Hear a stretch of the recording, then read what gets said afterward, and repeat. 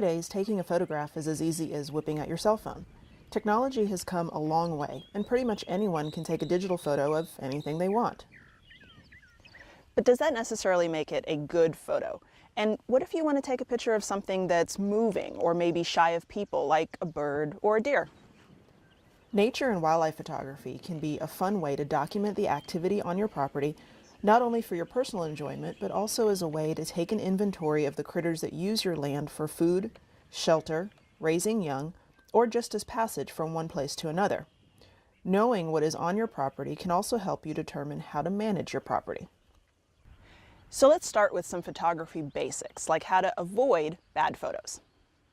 The most common reason for a not so great photo is camera shake. The best way to prevent camera shake is to use a tripod or sturdy yourself by leaning on something like a wall or tree when you make the shot. As a last resort, crouch down on one knee and support the opposite elbow on your other knee. This is known as the body tripod. Another reason for mediocre photos is poor composition. What I mean by composition is the way all the elements in your photo come together in a visually pleasing way. One of the most well-known rules of composition is the rule of thirds. To follow this rule, imagine a grid dividing your scene into 9 equal parts. The most important elements in your scene should be placed along those horizontal or vertical sections of that imaginary grid. This tends to be more visually appealing than placing the primary subject of your photo smack dab in the center.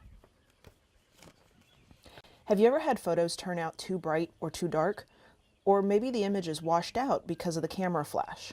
This is usually the result of too much or too little light, often because the photo was taken at the wrong time of day.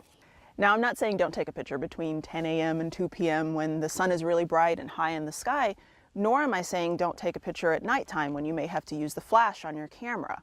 Just recognize that your picture may not have the details or the vivid colors that you're hoping for during those types of lighting situations. But the more you use your camera and the more you get to learn its settings, you will be able to eventually adjust for those types of lighting situations, and your pictures will be much better for them. Professional photographers often refer to the golden hours, which is roughly the first hour of light after sunrise and the last hour of light before sunset. During these times, the sun is low in the sky and provides a soft, diffused light that produces less contrast and a warm glow in your photos. Plus, there's generally less activity by people around dawn or dusk, but significant activity by wildlife. So these are perfect opportunities to get some interesting wildlife or nature shots.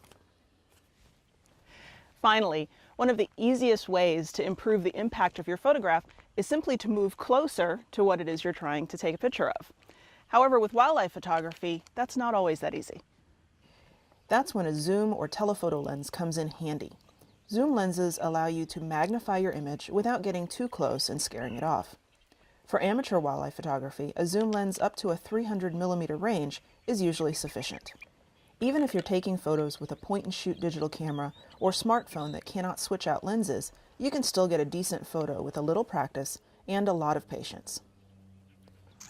So now your assignment is to go out and take pictures of anything and everything.